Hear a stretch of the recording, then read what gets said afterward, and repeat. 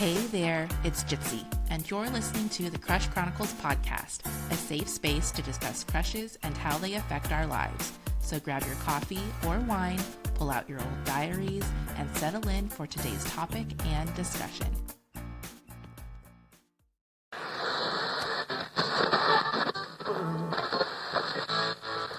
should have called Connor out for being a skis. I should have defended Aurora, but I let the feeling of betrayal from her take the lead. I was also just a girl that was raised in a misogynistic society. Let the guy get away with being a shit.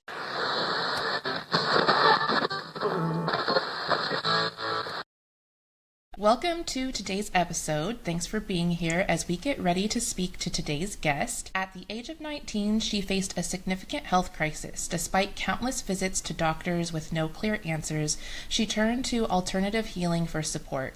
It was through a friend that she discovered the Cone Health Institute, where she was introduced to a whole new world of holistic healing. The transformative experience sparked her passion to understand how the body heals itself and led her to pursue formal education in the field. She began her studies at Golden West College, followed by advanced training at the National Holistic Institute, where she deepened her understanding of therapeutic techniques. Since then, she has continued her education through continuing education programs, ensuring that she stays up to date with the latest modalities and treatments to offer the highest level of care to her clients. Her journey has been one of continuous learning and personal growth, and it's this dedication to both her craft and her clients' well-being that drives her to constantly refine her skills. At Duo Dragons, she is committed to providing exceptional service, helping each client heal holistically and achieve lasting wellness. Please welcome Rebecca Arce to the show. Welcome, Rebecca. Thanks so much for being here. Thank you for the invite. Yes, of course. Before we start, we'll start with an ice question, and then I want to go back and ask you a little bit about Duo Dragons. Who is a current celebrity or fictional crush you have, or one that you had in your childhood? Mine has always been the actor from Indiana Jones, Harrison Ford. Oh, yes. So was Indiana Jones, was that where you first saw him? And also Star Wars. And Star Wars, yeah.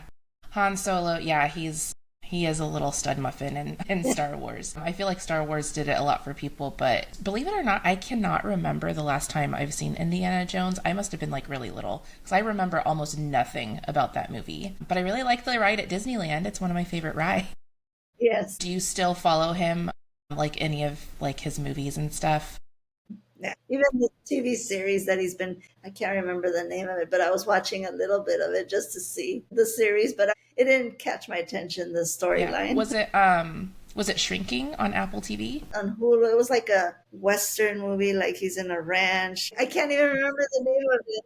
Okay, so I usually share one of mine. So today I'm going to share Jon Stewart from The Daily Show, which I am very, very late. Do you know what The Daily Show is? No. Okay, so it's a long-running program. I am very, very late to the party. I probably didn't really discover The Daily Show until there was a different host. His name is Trevor Noah, and he's a lot younger than Jon Stewart, but it's a comedy news show that is on Comedy Central. And Jon Stewart was the host for a long time, and then he left, and then now he's kind of back. So I really haven't watched him on it until very recently, like this year. He only does it once a week, but he's a silver fox. He's so smart. He's very passionate, and just really has good moral ground. Like he just wants to do the right thing and everything. So that's mine. I'm curious. I'm Googling him right now. Oh, yeah. I'm like, Jon Stewart is. Yeah. Well, I recommend The Daily Show because that's the only way I can get my news right now is because I need it with a laugh. Because they cover the headlines, but they just make giant jokes out of it like the entire time. And then they do more serious interviews afterwards. But I like the funny news clips at the beginning. Okay, so before we get into the chronicle questions, what can you tell us about Duo Dragons? So Duo Dragons is interesting. It's neuromuscular therapy, which is a form of medical massage. And it's been evolving. And so evolving meaning it's been going into a spiritual path because during COVID, we had a shutdown. And so clients, I couldn't touch clients. So what we did was we were starting to do like meditations through Zoom, talking, pain management tips and tools with our clients. And so it started evolving. And so when we got back to be able to, work on our clients, we kept with the meditations. So we added the garden meditation, and we also added generational release trauma meditation. My husband and I, we work together. So it's a four-handed, customized session for our clients. And what we were noticing is that what used to take us 3, 4, 6, depending on the condition of the client, to be able to release a lot of their pain with the new techniques of the meditation, not only addressing the physical pain, but also now addressing emotional, mental, and spiritual, addressing how that was linked to the pain. Our clients were getting results within the first, second visit. So Wow, that fast. It was that fast. I wasn't expecting you to say that. I was expecting you to say maybe like a few days or like a week or something. Yeah, within the first or second session, they're already feeling results. They're walking. Like I've had just recently, we worked on a man that has had surgery 3 months ago, and his healing has been taking a very long time where he's still on a walker. We just did his second session last week, and he walked without the walker for the first time. And he was so excited. Like you could just see the joy, like, oh my God, finally I'm able to walk on my own. And just seeing that, Yeah. that's what gives me a lot of pleasure, knowing that I'm able to help people that way. That's so great. When you discovered okay, so like during COVID, we're doing, the non-touch, you're doing more the meditations and stuff. Was that something that you discovered yourself, that you and your husband discovered, or was it something that you had learned like as a holistic community that has learned and you put it together? I had learned that one by myself. So, one thing about me, I'm very spiritual. I do a lot of meditations, prayers. Ever since I was a child, I've always been sensitive. And I didn't know the word was empath until much later. And so I just feel things. I just feel things without really knowing. And so when I was doing the Zoom with clients, I would start feeling things. And I remember with a particular client, we were talking about figuring out that the pain was linked to an emotion. It was a fall. And so she was feeling a lot of like, when we do this self criticism, like, oh, it was dumb of me to fall. It was like a little step and I fell and I can't believe I didn't see it in my own house. And so she was self-criticizing, and I just happened to say, like, how long have you been doing that and where did you learn that from? And so just asking questions, she started unraveling this story, and I said, okay, let's just I started remembering when I used to work at Disneyland, the magic of Disneyland, how to keep that magic alive for people to, like, every time you walk in Disneyland, it's like, wow, Disneyland. And so I was explaining to her how every day they would check to see if the paint was chipping, if plants are dying. And every night they would fully clean, repaint, replant. They had their own botanical garden in the back. And so that's why you never see a dying plant. That's why you never see paint fading in Disneyland. That's why you never see the streets dirty. After a while, streets start getting that ugly junk look on the concrete. They do power wash. And so I explained to her, I'm like, I feel like we need to do something like that to help us during this time of COVID, because since we can't get that physical touch relief, let's figure out a way how to garden. And it just came like, let's see how to garden our body, like how to really make it more to work for us. So I just started doing this meditation, and then it's evolved with time. Like we've been able to really hone it down to really use these certain words and certain guidance to help our clients visualize themselves removing the plants or whatever's in their garden that no longer serves them, and re-landscaping, putting in what's going to serve them. And it's amazing how the clients, the minute they do that, and while we're working on them, all of a sudden their muscles start relaxing, the knots start disappearing, all of a sudden they have better range of motion. So we knew we were onto something, and I just kept going with it. I'm like, okay. And I remember I had asked my guides, help me figure out a way to service our clients without being able to touch them, like they're in pain. How can I help them? And they just came. And so I've always trusted my guides, guardians, whatever we call them, my higher source, my divine self, to just help me be able to better service clients. So that's how that came about. That's awesome. Because I think too, this could be my own personal perception of, the world, but I feel like it's only been recently, like within the past like decade or so, that we as a whole, whether it's holistic health or Western medicine, whatever it is, that we're figuring out that our mental health is connected to our physical health, whereas before it just really seemed like two separate things. Like, especially because, going to therapy before, like, I don't know, 50 years ago was like very taboo. Like, you wouldn't tell people you're in therapy so it was just so separated. But I feel like it's just been recently that, people are discovering like, no, they're interconnected and you have to treat both.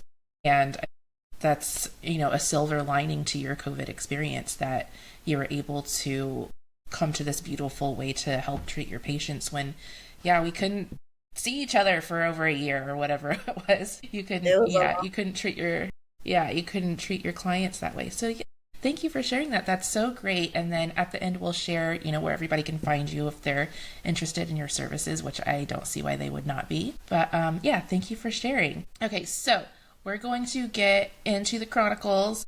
So before you joined today, you read the 8th chapter of Connor's story in the Crush Chronicles, which is titled The Cut. So we're going to have a discussion inspired by that excerpt. And quick reminder to listeners, the questions I ask are inspired by the piece from the Crush Chronicles, but you do not have to have read any of it to enjoy the discussion. Okay, for people who have listened to the entire season, it's been beaten to death on the show, but teen Rachel was involved in numerous extracurricular activities in high school, including theater, choir, journalism, and attending music shows. She also wrote in her journal and talked with friends on the phone. What did teenage Rebecca's teenage or high school years look like? High school was tough. I was very shy, very quiet. Like I said, I was very sensitive. So I think I was picking up a lot on insecurities from others, picking up a lot about shame. And so I always kept to myself. I was very quiet. And it's kind of interesting because when I go to my high school reunions, it's very hard for me to remember all of these people because I kind of like would close off. But they all have these wonderful memories of me, and I feel so bad sometimes because I can't remember. Oh, nice. So how have you gone to more than one high school reunion? Because I noticed you made it plural. Yes, I've gone to all of them, my 10th, my 20th, and my 30th. Wow, okay. That's impressive that your high school class has kept all of that up. I'm not even sure if my high school class did a 20th. I mean, I kind of went off the radar, so maybe I just didn't get the invitation. I went to my 10th. But that's really impressive. There's very few, I think, that get to the 30th, so that's awesome. Interesting. No, our high school is really good with the alumni group. I guess this is, we're so proud of our school that we all keep in touch and we all help in the school. My daughter's starting 9th grade. And so even the principal spoke about that at the parent orientation, how there's this wonderful alumni association and we help fundraise and we help build money for the teams or for scholarships. So we're very much involved. And so that's why we really, we're pretty much gather a lot, not only for reunions, but like special events. We do car shows at the school to raise funds for the teams and for the school. And like I said, we're always all very much involved. That's awesome. That's such a great story about a sense of community. Like, that's so wonderful, especially around school, because all of our schools in America need help. So that's wonderful. That sounds like a thriving community. I'm happy to hear that. So you said that mostly in high school you were sensitive because you didn't realize you were empathic and you were kind of like feeding off of everybody's energy. Did that like prevent you from doing any extra activities? Were you mostly like quiet and shy? Did you just stick to schoolwork and that was it? I did do track because I did enjoy running a lot.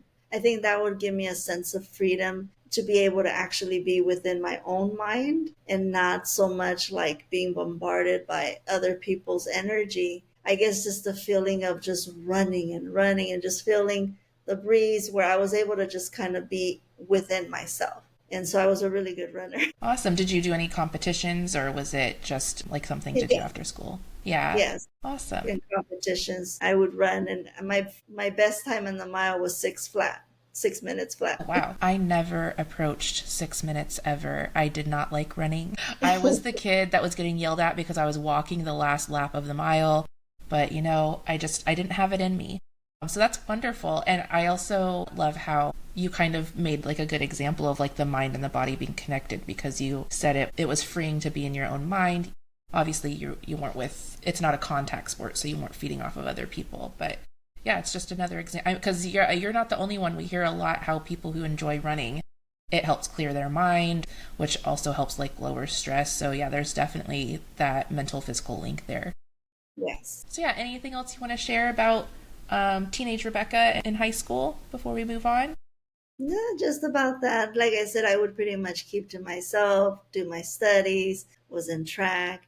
I did have, not at school, but my parents had me in private piano lessons since age 7. So that was the extracurricular activity that I would do on the side. And so I was trained to learn how to play classics like Beethoven, Mozart. And I did that for a while after my near death experience to be able to work and earn some income. I was teaching piano in my home while I was recovering. So tell us a little bit about that. Was that experience very recent?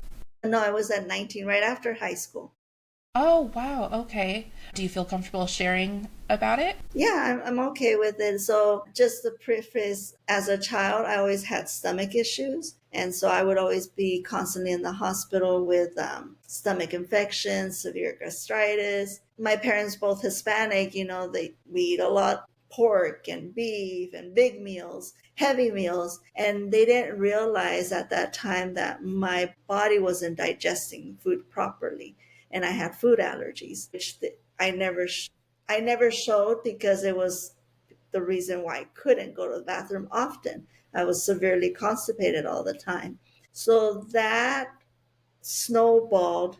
By the time I was 19, I ended up with a very severe infection. And so I had severe fevers for a week in the hospital. I don't have any memory of that week in the hospital. My mom has told me that I would push people away. I would start screaming. I would like curse my dad out, which is something I would never do. So I was pretty much gone for that week. And so when the doctor said there's nothing else we can do you want to keep her here or would you like to take her home and say your goodbyes? And they were like, well, we're just going to take her home. And so that's where I had my near death experience at home. And so I just remember they put me in bed because I remember coming back and just seeing a lot of family members come over, and I couldn't understand why they were coming over. They were just like staring at me, like shaking their head like this, didn't hear anything. And I just remember feeling very confused, like what was going on. And then that's when it just went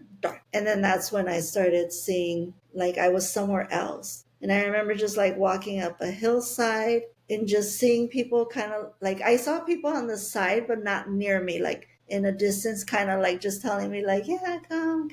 I was like, again, so confused, like, where am I? Who are these people? Why are they telling me to go up this hill? And as I was getting closer, I could see like a cabin, like, and there was this one person, individual that walked out. And this individual just had these beautiful, Native American, these beautiful feathers that just would overlap like this. And I just remember thinking, like, okay, where am I? Because I'm seeing Native American person here.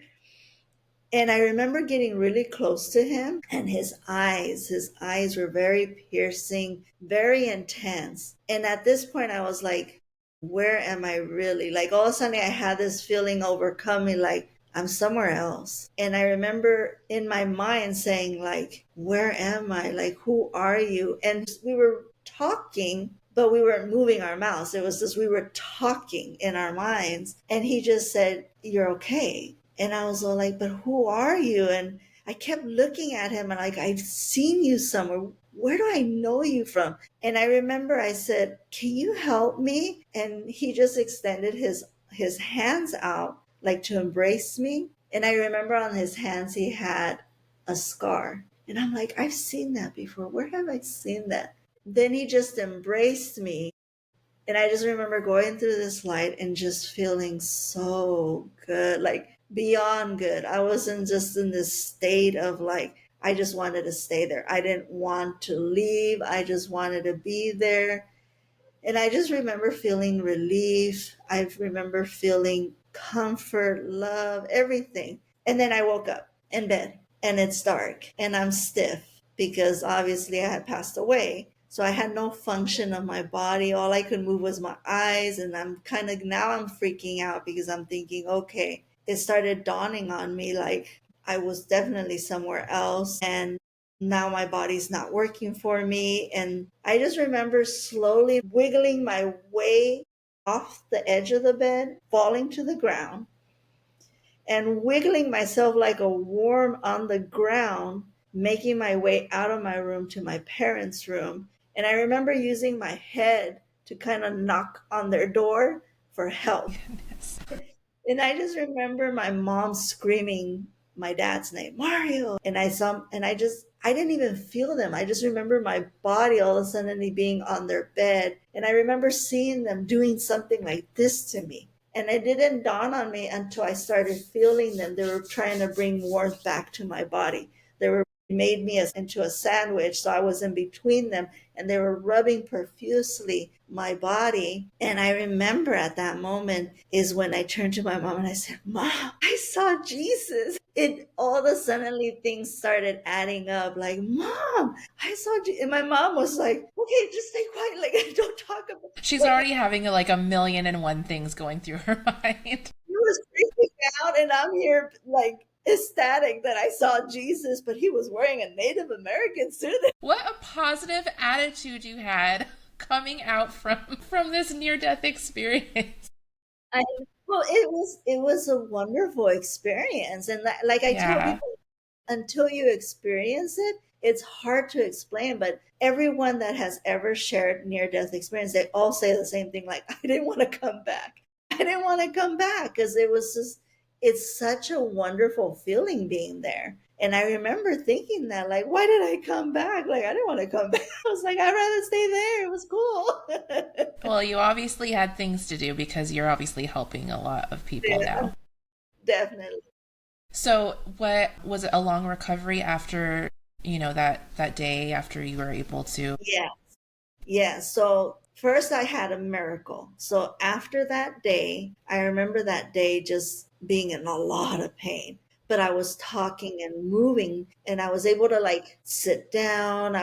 The fever was gone. So for my family, they were all shocked because they were like, oh my God, like, how is she functioning? But I didn't tell anyone anything that day that I was in a lot of pain. And I remember thinking in my head, like, I just don't want to be a burden for them. And night came again. And when that night, I remember praying and just being like, oh God, like, I want to go back. I don't think I'm going to do well here. Can you just take me back? And I was like pretty much saying like I wanted to die again. And I remember after a moment just thinking about what I had just said, I'm like, wait a minute, but what if I don't go back? I don't want to be like this either. And so then I said, okay, in case I don't die tonight, can you just like do me a favor and just take this pain away? I can't handle it no more. Because it felt like, I don't know, in the movies Alien, when they take out your guts, like it was just this, Man. oh, my gut, my stomach. I was just in so much pain. And it just felt like someone had ripped my insides out. And so I remember saying, oh my God, just please take away the pain. Please, please, please. Went to bed and it was just dark. Then I woke up and I'm like, okay, I didn't die. And so I was like, great. Okay. I go, I guess I have to get up. And I remember getting up and thinking, whoa, that didn't hurt. And then I remember sitting up straighter because I couldn't even do that. I was like hunched over because of the pain. I was like, I looked like an old lady, I remember, because I was always hunched over. And I remember sitting up and thinking, like, oh, I could actually sit up without pain. And then I slowly got up and I started kind of like moving.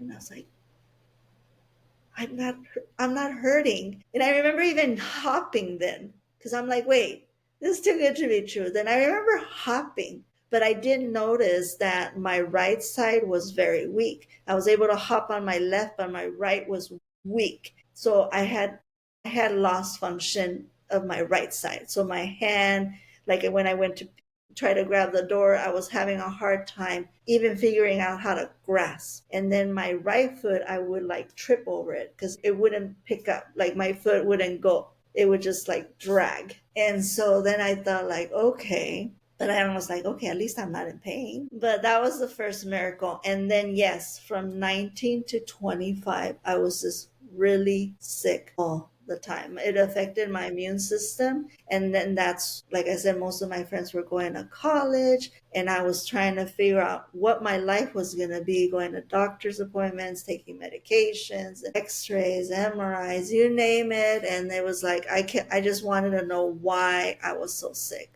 What was wrong with me? And then that's when my friend that was going at UC Irvine at the time, Dr. Howard Cohn, went to do a talk about alternative health. And so he gave out business cards, and she grabbed one for me and she said, I think I know who you need to see now. Because I was complaining to her, like, no one's doing anything for me. Like the doctors keep telling me, oh, just take this, but I would take it and I would still be sick. So I'm like, they're not listening. My test results were showing that I had high cholesterol, but I was thin as a toothpick, pale, because I wasn't getting much nutrition in me.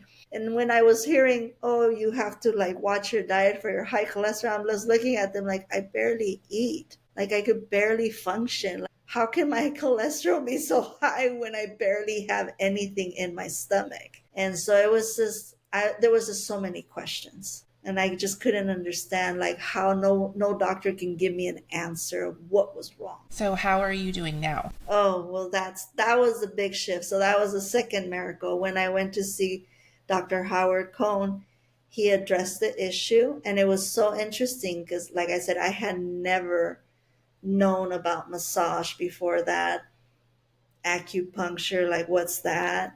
You know, I'm 25 at this point. I had no idea there was this other, you know, care, alternative care at all. And so when I went to his office, I was just kind of like, this is weird. No blood work, no x-rays. He just did an intake. And then he starts doing this muscle testing, and he's touching, and he's always said, okay, if I touched here and here, he's doing muscle testing, and he's okay. Now I know what's wrong. And I'm looking at him like, okay, what is this weirdo doing? And what is he going to tell me? And so then he goes, you've always been constipated. And I'm like, how do you know that? I didn't tell him anything. He had no previous information other than what I wrote in the intake, that I've been sick for a long time and I just want to be healthy now. And so he goes, you've always been constipated. And I could tell, like, even when you do go number 2, it hurts, right? And I go, yes, how do you know that? And so now I'm being mind blown at this time. Like, how is this guy getting all this information? And he goes, I could tell because I need to adjust your pelvis to open it to help it, because it's been like sliding against your pelvic bone as you release. And that's why it feels like knives coming out of you. And I'm like, now I'm really blown away, because not only is he describing what I feel, he's actually telling me exactly what I've been dealing with. And so now I'm like, okay, now you got me interested. Like, how do you know this? So he starts explaining to me. He goes, you want the good news or the bad news? And I'm like, well, I'm used to the bad news, so just give me the bad news. He goes, you're really sick. He goes, I'm glad you came today because you would probably be having unnecessary surgery coming up soon. And I'm like, yeah, the doctors have been really like on me about if I don't improve my health, you know, things are going to be worse for me. He goes, that's not going to happen. Don't worry about it. That's the good news. And I'm thinking in my head, like, okay, you just told me I'm really sick. So how is the good news coming here? And he goes, this is all fixable. And I'm looking at him like, okay, if the doctors haven't been able to figure this out, how are you going to fix it? And he goes, it's fixable because I want you to realize what's been going on. So all your life, think of your body as a refrigerator. So you've been putting food in, but it hasn't been coming out. So when you don't clean a refrigerator, what grows in there? And I was like, oh. He goes, yeah. You have every bacteria, virus, fungus, parasite, you name it, you have it. That's why the doctors haven't been able to figure out what's wrong with you, because you have all this going on at the same time. So they're not going to figure it out. He goes, but the good news is with a detox, we'll be able to get you healthy. So I'm looking at him like, wait, what? What's a detox? So he goes, hold on. He walks out and he comes back with all these supplement bottles. And there's like tons of them on his table. And he's checking, he's muscle testing. Oh, yeah, this one's a good one. He would put the good ones on the table. And the bad ones that weren't working for me, oh, no, that too weak. No. He would put them aside. And then he ended up with around 7 of these supplements. And I remember one was fungal detox, parasite detox, bacteria, virus, probiotics, also for my liver detox, and also for my gallbladder. So those were all the ones he gave me. And he had me take them all. And as I would take them, he would muscle test to see how my body was responding to each supplement. And my arms started getting stronger and stronger and stronger. I remember asking him, like, how is it that that's working? Like, I don't understand this hand motion. And he goes, well, this is called muscle testing. So when it tests strong, that means you're responding well. That's your yes. When it goes weak, that's like a no. And it is also that your body's not responding to it. And so that's how I knew which organs were being affected, because when I would touch where that organ is, it would go weak. So that's how I knew we were going to have a lot of unnecessary surgery soon. They were probably going to remove your gallbladder because it's practically not functioning. They were also going to probably do something to your liver because it's running on low. Like right now, most of your organs are so stressed out and not functioning well that eventually that's what's going to happen. They were going to start shutting down. And I was like, okay. So then he has me take all these supplements. He goes, you're good. I'll see you in a week. Make sure to go straight home. And I'm like, why? He goes, well, how far do you live? And I'm like, 30 minutes. He goes, yeah, make sure to go home. You'll know why when you get home. I barely made it home. I was like, parked the car, ran into my house, ran straight to the bathroom, and I sat there and everything was coming out. So was that because did you take the supplements in his office, or was it just from him? No, I took them in the office, and then I took them home. But because every time he would tell me take it, and then he would muscle test to see how my body would react to it. And so I had taken all these supplements as the initial startup. And then that's when I started seeing the results. I remember sitting there and my first thought was like, wow, I'm not in pain and it doesn't feel like knives coming out of me. Like, wow, whatever he did adjusted my pelvis. Because I remember he adjusted me and you just heard this deep boom. And I was like, whoa. And he goes, you're going to feel so much better. And he was not kidding. I remember just sitting there for half an hour and thinking like, this is the best shit of my life. I have never shitted like this in my life. And it was like every day. And I was like, what the hell is coming? Remember, I'm this skinny. What the hell is coming out of me? Everything came out. And I went back that week and he goes, so how do you feel? And I'm like, I don't know what you did, but I had the best shits of my life because everything. And he just started laughing because I'm like, I don't know how you did it, but it feels so good. Like it doesn't hurt. I don't have knives coming out of me anymore. And that was the second miracle. And then from there, he was just like, oh, I noticed your function of the right side is weak. You should do aquarobics. You should do massage. Also, let's include some acupuncture. And I'm like, okay, what are all those things? Explain, please. And so he started really opening up this whole new world to me. And I just remember asking, how is it possible that this is healing me and the doctors have not been able to figure this out? So I was so curious, like, how does this work? Like, how is it that massage is helping my muscles and I'm regaining strength and I'm able to finally hold a cup without it dropping? And how is it that, I'm able to exercise and aquarobics and not feel so tired, And then the acupuncture, oh my goodness, that's when I realized I was an empath. And they explained it to me because the Asian lady, she's all like, you have very strong chi. And I'm like, what is chi? And she goes, that's your energy source.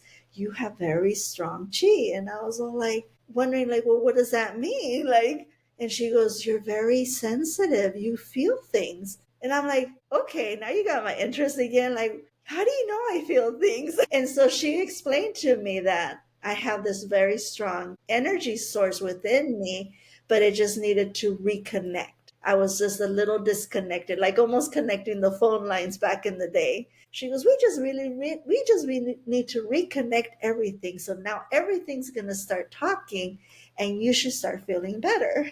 So I was like, okay. And keep in mind, I was always scared of needles as a kid. So Yeah. for me, letting myself get this done, I was amazed I was able to tolerate it, but I would feel things like every needle she would do, it wasn't bad. It was just a little boop.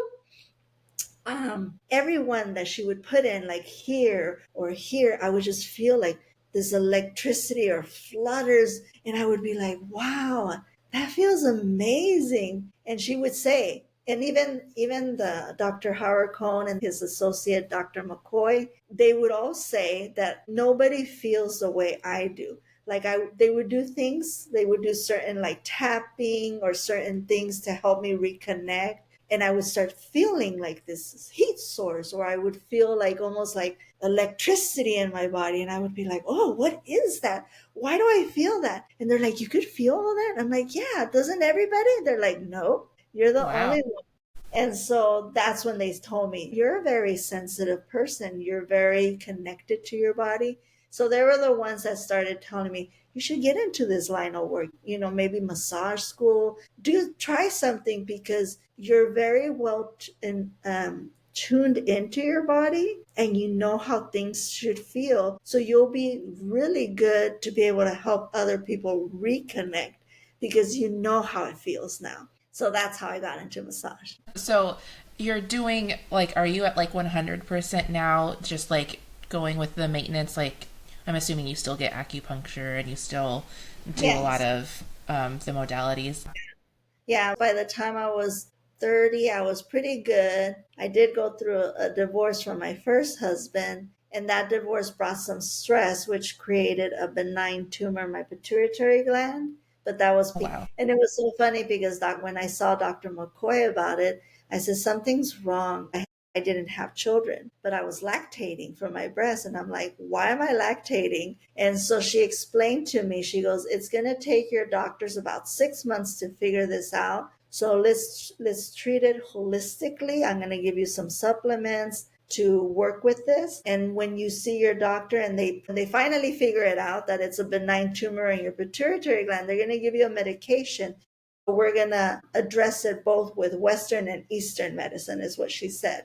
So what we do here is called Western medicine, and what they practice is Eastern medicine. So I was able to really address that issue and, just feel better. And during that time, the doctors had told me I couldn't have children for that reason of that tumor because it messes with your hormones. And so for the longest time, I thought I would never have a child. And fortunately, with their help and with my doctor's help, they were able to get me pretty much good. I got the good news in 2009 is when I got the good news that everything was good and I was going to be able to try. And so that's when I tried, and then I ended up getting pregnant and had my third miracle, which is my daughter. Thank you so much for sharing your story. So did it take the doctor 6 months to figure it out? Okay, that really, of all the amazing things that you've told me, that kind of like tickles me a little bit, just the fact that she knew it was going to take, because that's a long time. It And is. I mean, it's probably in the Western medicine world to find a tumor, that's probably pretty quick. But just the fact that she knew, or you both knew already, and she did a workaround until they were able to figure it out. That kind of blows my mind a little bit. Yeah. I'm not surprised, but it kind of blows my mind a little bit. So yeah, that's amazing. How wonderful that your friend picked up that business card and sent you over that Yeah. way. That was really, really great. Well, so thank you so much for sharing that. Okay, so let's get back to the Chronicles. Yes. Okay, so after reading this excerpt, the cut, what parts of the story stuck out or resonated with you, and why? The part where she was able to finally release him. because he still had very much a hold on her. Like she was always hopeful that there was still that interest in her. But then there came time where it was like, okay, I need to let this go. And that's very important with the work I do. Having that awareness that some things are just meant to be a moment and you're supposed to learn something from it, and to be able to release it and move on is ascending to a much higher growth within yourself and learning more about yourself. Wow, that was very beautifully said. I love how you said that some things are just meant to be a moment, because we like, especially when we really enjoy stuff, we really don't want things to end, or we try to get it back, or whatever it is. I mean, how many like rom-coms are there about the man or the woman, whichever, trying to make something last that's been over. So yeah, that was very well said. And it does make sense that would be the part that resonates with you, because yeah, the releasing of it, and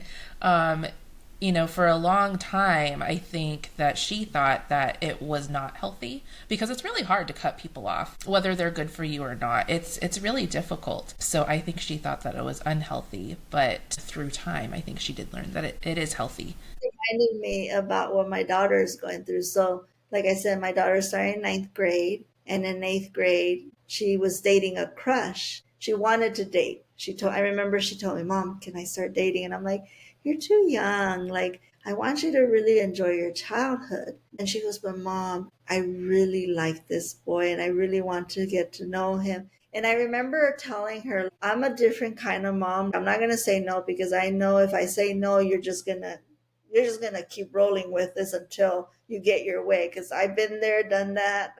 It was your age one time. And so I said, okay, I'm going to give you this opportunity, but I'm going to be present. Wherever you go, I'm going to be there. You're never going to be alone because you are too young. And she was okay with that. And so this boy, he was really nice. I really liked him too. And as time went on, I remember telling her, because there was a summer love and then they entered eighth grade. And I told her, once you go to school, things may get complicated because friends start getting involved, opinions start getting inserted, judgments start coming up. I go, this is part of a relationship that you're going to learn, not the nice way, because things can go up and down.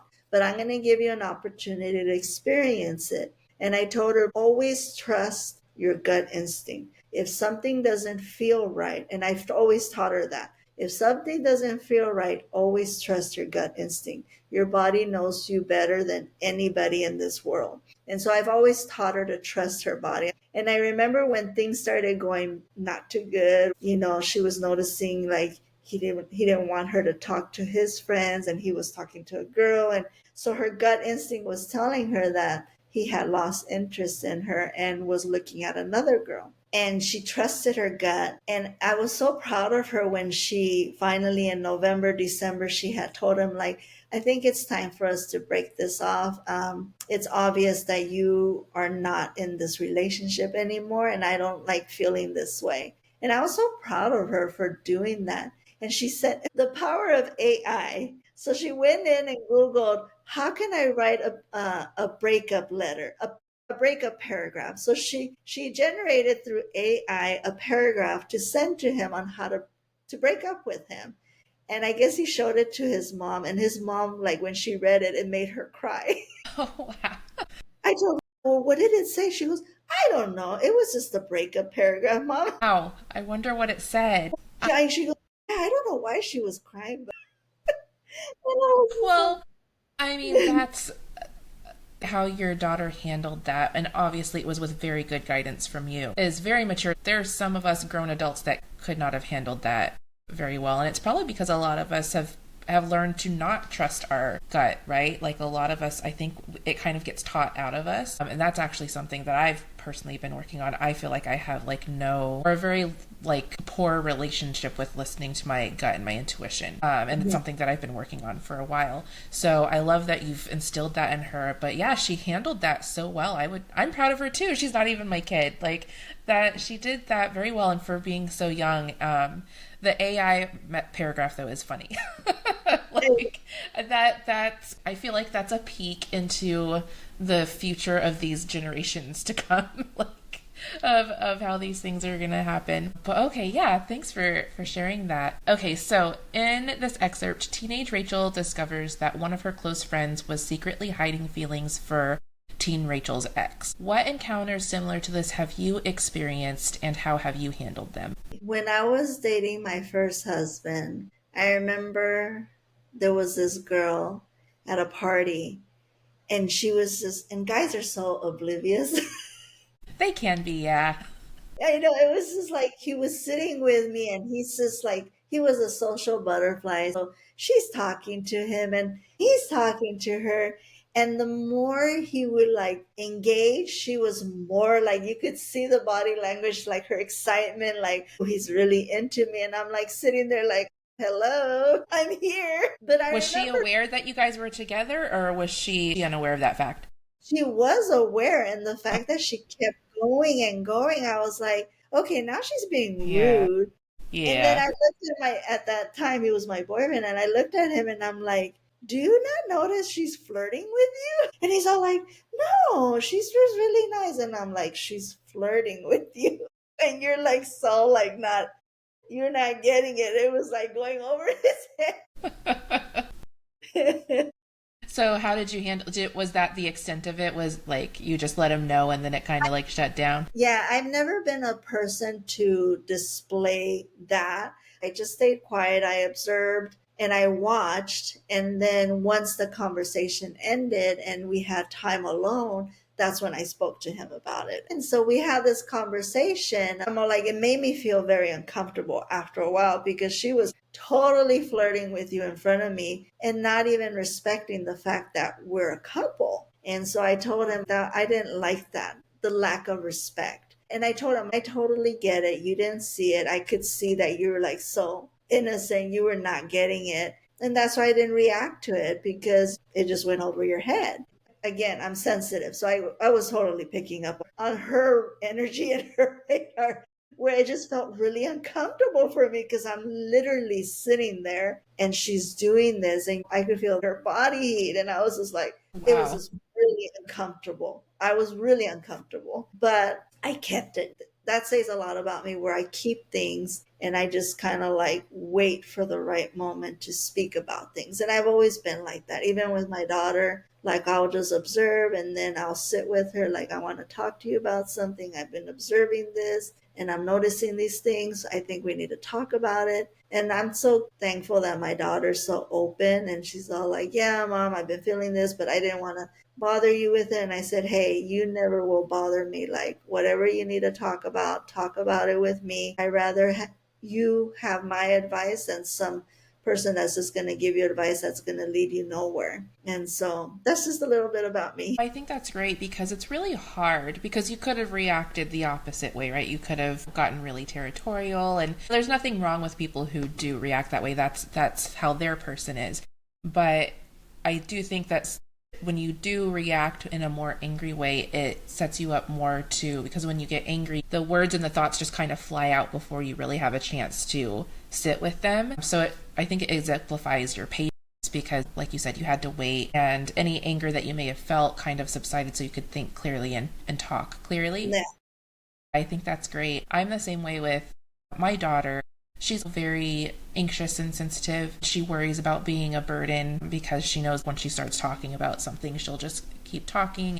And for some reason, I don't know if your daughter's like this, but it's always right before bedtime that these things need to flow out. So I'll be really tired and trying to manage these things, and she knows that. But I was like, no, don't ever like apologize for talking to me about something. Like that's why I'm here. I'm also very grateful that I have two girls, and they both seem to be very comfortable talking to me about things. I hope that continues as they get older because my eldest is approaching teenage years, and anything can go in the teenage years. We don't know how those will be handled, but yeah, it's very good to keep that trust and that communication open with your kids. You want them to feel safe coming to you. And that's what I've always told my daughter, like, if you make a mistake, what does that mean? It doesn't mean anything bad. It's just an opportunity for you to learn and grow from it. So she knows that I'm not a person to be like, oh, you should, you made a mistake, because I grew up that way. I think the one thing I wanted to install in my daughter is to not be so judgmental, because judgment, when there's so much judgment in any relationship, the trust is broken. And so I always made sure not to judge her, even if I thought it was something like, okay, well, I don't know what she's talking about, I don't like this conversation, but I would make sure to put my judgment aside and just really listen to her, and then have that opportunity to just kind of be like, okay, from what I'm hearing is you're feeling this way, but why? Like, why? Where did that come from? So I would just start asking a lot of questions for her to become aware of where it was coming from. But it's hard as a parent, because you want to just tell them how it is, like, oh, you should do this, this, and this, and that, and forget about this, and don't do that again. But that's not going to help them grow evolve. So I always remind myself to always ask questions to help me understand her better and to be able to guide her better. Yeah, I was actually going to say that that's very hard withholding judgment, because one, I feel like judgment is just something that's just so unchecked in our society. Like, we don't even realize that we're doing it because it's just like a big part of our culture. But to do it as a parent, because you are the older and the wiser one, you are supposed to be the one guiding them and teaching them. But like you said, you can't just be like, okay, I'm laying it all out for you. This is how it's going to go. And this is how you approach life. You can't do that, because it doesn't help them. They have to learn themselves, and that's a very big challenge. So I applaud you with your withholding of judgment, because that's hard. It's really hard, and it's hard as a parent when all you want is to really just help them succeed. It's hard as they get older to kind of let them go and, be their little duckling swimming away. Yeah, I know. It's like she's entering high school, so I'm already dreading the fact that 4 years is gonna fly like this, and I know it is. graduating. High school is no joke. Okay, so the Crush Chronicles is heavily a story of heartache, and I hope that it helps people to reflect on their past relationships and helps them consider how they've changed and how crushes aren't as trivial as we may brush them off to be, but that we can learn a lot about ourselves, past and present. With your knowledge of the human body that you have, in your opinion, how do things like heartache and past relationships affect our physical selves? So definitely how you address it. For example, if you hold on to hope or hold on like, oh, he's going to love me again, that could turn very toxic, because then you start building resentment when things don't go that way. And so what I always explain to clients, that when that line gets crossed where you're holding resentment, anger because things are not happening the way you wish them to with anybody, it's like drinking poison. It really affects your body, because you're not letting your body grow and evolve from it. Like I said, certain things are meant to be for a moment. They're little moments in our life to help us grow and ascend and learn more about ourselves. So when people get stuck on a particular person, like a crush, a heartache, like, I know he's the one and he's supposed to be the one. No, you got to let that go. It's not serving you in any way, shape, or form. And the contrary, it's keeping you down to an energy level that is what I call a low energy frequency, which is you're not able to evolve and come to a higher frequency where you start developing more emotional intelligence. And so if you stay down here, you're never going to be able to gain that intelligence on how to deal with these emotions, how to grow from them, how to evolve. So later on, what happens when you stay down here, any future relationships, they're still in this low frequency. I've had clients say, I don't get it. I never could find my love. Like, I've dated and I can't find anyone. And it's because they're still there. They're still stuck in that heartache, like the one that got away. And they're trying to date to find that one again. So they're just like looping back, looping back. So it becomes a broken record of your body experiencing this over and over again. So then, yes, it starts affecting your body. It starts affecting your emotions, your mind, even your spiritual body. Like when my near-death experience, me wanting to go back, but he knew that I had to come back. And so he let me go. The love he had for me to know that it was not my time yet and I had to come back. I didn't understand it at the moment, but I came back now where I'm at now. And, I do this body work. I'm a healer. I have a beautiful daughter. My health is better. So we can't hold on to certain things because then you never know where it's going to lead you tomorrow. Yeah, that's great. Thank you for that. That was very enlightening, especially how you're talking about the frequency and how you can get stuck, basically. And it's interesting because people don't associate hope with anything negative. But when you said you're holding on to it for so long that it can turn into resentment, and resentment obviously is very negative. So even something that starts out very bright and sunny and beautiful can turn into something so toxic, and then you get stuck in it. Of course, being stuck in a toxin, you're not going to be able to grow from that because it's toxic. So that was very well explained. And then, have you seen how it manifests in the body with heartache? Yes. Or is that something you haven't seen yet? No, I have seen heartache when it comes to relationships, parents. A good story that I would like to share. I had this man come for a session, super healthy. Like he looked like the GQ magazine guy, like very fit, very handsome. I was just like, what is he doing here? And he was experiencing pain on his left thigh going up to his hip. And he had gone to doctors. He just couldn't understand why he had that pain still. So as I'm working on him, I've developed over the years what I call the body map. So depending where you're experiencing pain, there's a reason why it's there. So for me, the left thigh represents mother, right thigh represents father. So I asked him, how's your relationship with your mom? So he's like looking at me. We're like, why are you asking me? What a wonderful, full circle moment, because, when you were 25, that was you. Like, how did you know that? So now you're on the other end of it. Sorry, go ahead. I had to point that out. Perfectly said. So he's looking at me. We're like, I don't know where you're going with this, but okay, I'm going to entertain it. I told him the reason I'm asking because left thigh represents mother, and your pain, you said it goes to the hip. So the hip represents how you carry yourself with that relationship.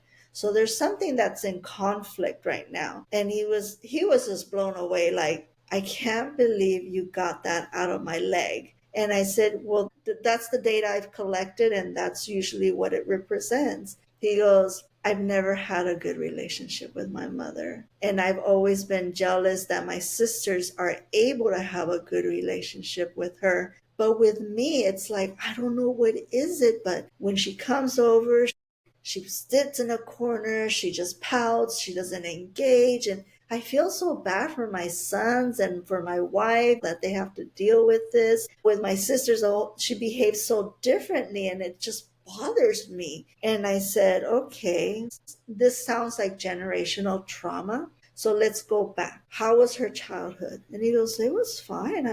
I can't think of anything. Okay, let's go a little further back. How was her mom's childhood? Your grandmother? Oh, wow. Yeah, she didn't have a good childhood. At age 17, her mom ended up dying. So she became instant mom to all her siblings. And then dad checked out. And I said, oh, there it is. Dad checked out. So the male figure was a negative.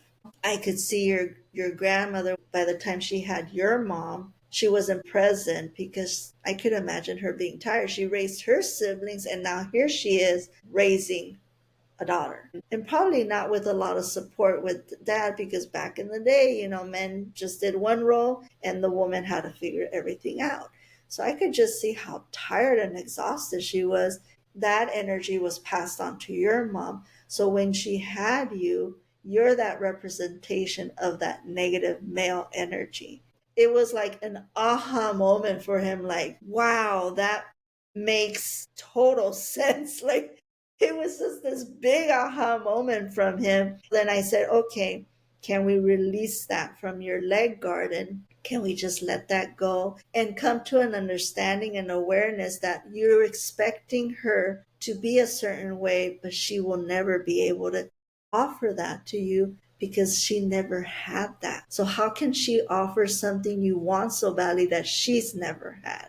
So can we forgive her for that and just let that go? This way it doesn't get passed down to your sons and it doesn't affect your wife and your marriage and your relationship. Like, we don't want that to affect all, your beautiful family. And he was like, I can do that. And so then I finished working on him. And when he got up, he was like, I can't believe the pain is gone. Like, he was so blown Wow. away. Yeah. Yeah. Oh, thank you so much for sharing that story. I mean, it makes sense to me, but even though it makes sense to me, it's still very mind blowing. Like, It is.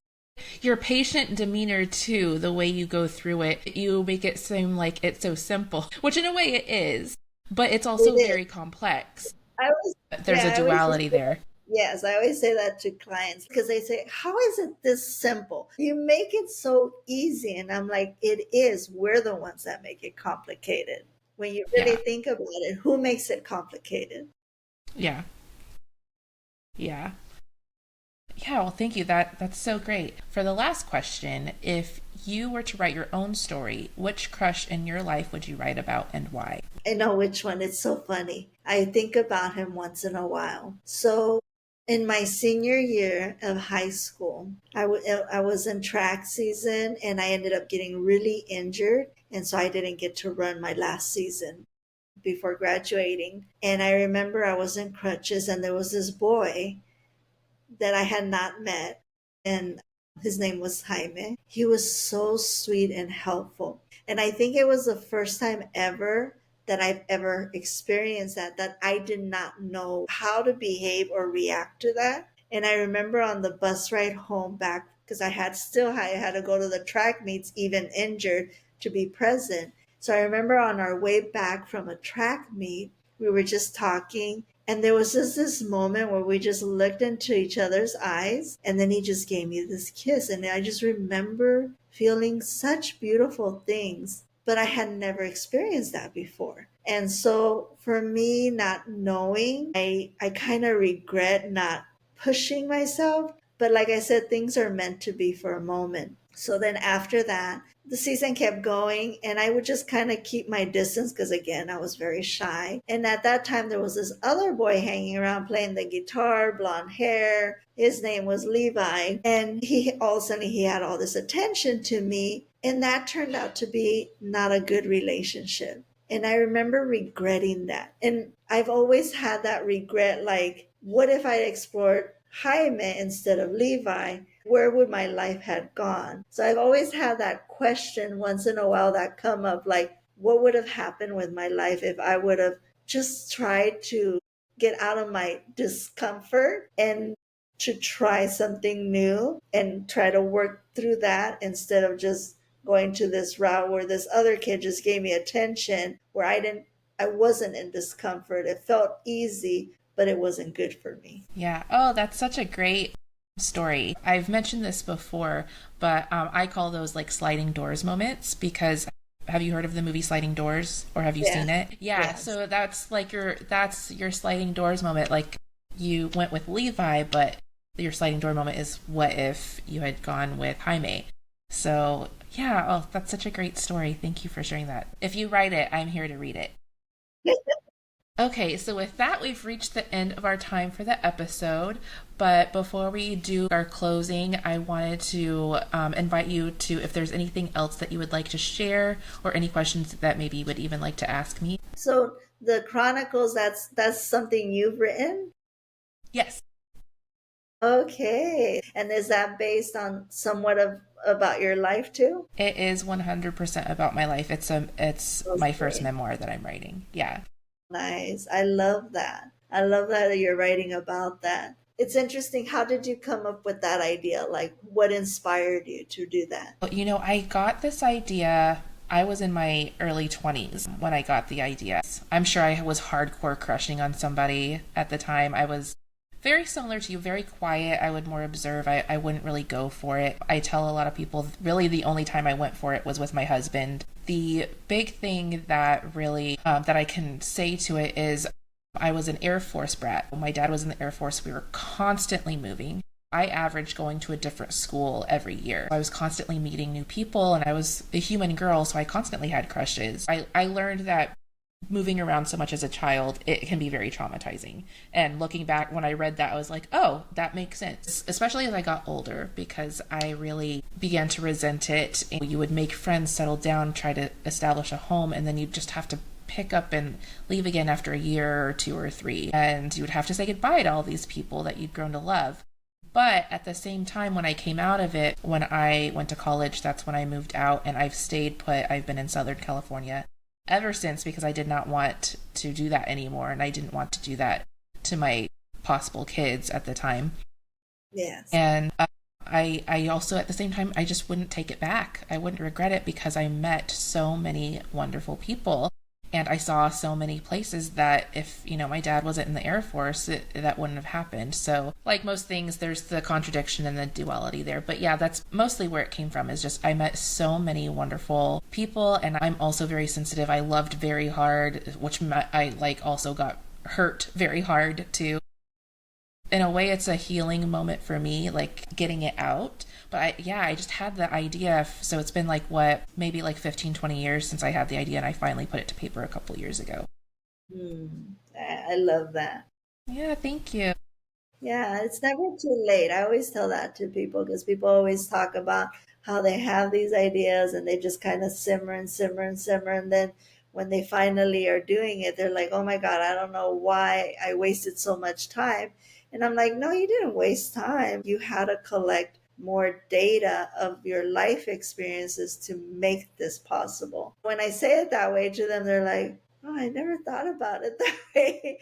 Everything happens with divine timing. I'm a true believer of that. Yeah, that's one thing I've learned, because I've done a couple of classes and obviously done a lot of reading about memoir writing, because I've never written a memoir before, but a lot of what I've read about or watched videos about or what I've gone to classes about is a lot of times people will want to start their memoir in the middle of going through the thing, but it's really not the right time you can write it, maybe you can journal it, but really you're not really ready to write it until you're out of the thing, of whatever the sliver of your life that you're trying to write. So even though I had this idea 15, 20 years ago, I was still in the middle of the thing. I hadn't met my husband yet. I was still crushing on guys, getting my heart broken, whatever. So it's not that it's not possible to write the memoir while you're in the middle of the thing, but like you said, I was still collecting data. I had the beginning and the middle, but I didn't really know how it was going to complete, how it was going to end. So yeah, that's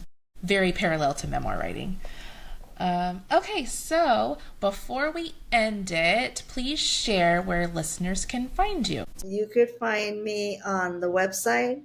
It's Dual Dragons, DUO, because a lot of people confuse DUAL, the dual, like fighting. I'm like, we're not fighting. Okay. It's two. It represents two. And so it's DUOdragons.com. And then there you could read all our information of what we do, what we're certified in. There's a lot to me. I'm certified in oncology, massage. We both are capable of helping clients post surgery, postnatal. That's my specialty. Oncology is also another specialty of mine, because going through that journey with my sister, and she has passed away, and it was quite an experience. She taught me a lot on how to just give a loving touch to those that are very much in need, and how to really work with pain management. Everything's been a blessing. And so also the grieving, I never knew what grieving was until she passed away. And now I'm able to relate better with other people that are going through the grieving process, that it's never ending. You will always grieve. They say it gets better. And in time, we're coming up to her 3rd year. I don't feel it gets better. It gets harder to live without that person. And there's just so many memories. When she passed, I was 48 at that time. And so it was like I spent half of what I considered close to my 50s, half of my life. And I remember telling my friend, what am I going to do for the other half of my life without her? And she kind of giggled, and I'm like, what's so funny? She goes, I didn't realize you were planning to live to 100 years old. I did say that, didn't I? This has been an experience. All the experiences that I've gone through is what helps me be able to relate to clients better, helps me give clients results, and helps me help you go through your healing journey to be more successful. So that's the goal. That's wonderful. Thank you so much again for joining me today. All of Rebecca's links for Duo Dragons and where you can find her will be in the show notes of the episode. So please do go check her out. So do you only provide service in person? Are you based it just in like one city or all of Orange County? All of Orange County, we're mobile. Since we deal with pain management, we understand that some of our clients just got us out of surgery. We come to the comfort of our clients' homes. We set up, we bring our equipment, and we work on you. It's a full 90 minutes because we do head to toe, not just on a specific region. We work on you head to toe, and it's a full 90-minute session with, like I said, both my husband and I. So my specialty is really my intuition, following where to release the blockages and the pain. And my husband's greatest gift is being able to just kind of channel and hold space. And then afterwards, when I do all the releasing for the client, he helps re-educate the client's muscles on how to move again, how to recognize that they have more range of motion. So everything as I'm releasing, my husband will start stretching you, moving you like, look, you can do this. You're capable. Your body is healing. It's responding. So it gives our clients that strength to be able to be like, I can do this. I can do this and get up. And like I said, that one client, he was able to walk without the walker last time, and we're actually going to see him again tomorrow. So I'm looking forward to see what more progress we do with him in his healing journey. Oh, that's so great. So it's 100% you're mobile. You don't have like a brick and mortar where people can come in office. We go mainly to our clients, but once in a while we do have that one client that says, I have no space in my house. I live in like a little studio, or they'll tell us like, I need to get out of my house. Like it's not an environment for them that they would want to get worked on. So this room that I'm in right now is my healing room. It used to be my sister's bedroom, and when she passed away, I actually had a friend that's a fellow healer, and I remember her telling me, your sister really wants you to make this the healing room. That's the energy she wants in this space, and so it's the healing room now. And so we have Wonderful. a table here. So yes, we do. This is in my home. So if a client does not have space, we do have this room. If a client doesn't want to come to it, I do have another fellow friend that I do a lot of work with. She has a healing wellness center. It's called the Healing Health and Wellness Center in Laguna Woods. And she offers me a room whenever I need a room for a client too. Oh, wonderful. That's great. I love when things like that can work out and collaborate. So great. If you're listening and anything has resonated with you, which I'm sure it has, yes, please do check out all of her links in the description. But yes, once again, thank you so much for joining me. It's been a very wonderful conversation with you. Thank you. I enjoyed it. I enjoyed the Chronicles, now learning more about it. And I was like, oh, that's so cool how you integrate it all and how all of that was also connected to what we were talking about. Yeah, I know. Okay, well, thanks so much. Okay, thank you. So, what do you think? How do you feel? If you like this episode and would like to hear another, be sure to subscribe so you don't miss the next one. If you have some extra time, check out my Substack at jitsie.substack.com. The link will be in the show notes. There, you can check out my memoir series that inspired the podcast and can peek inside the real-life stories and experiences that inspire the topics in each episode. The Crush Chronicles podcast is 100% produced by me, Rachel Jitsie. The music is by Music Town, and the sound effects are by Pixabay. Thank you for listening, and until next time, remember, love yourself first. The rest will follow.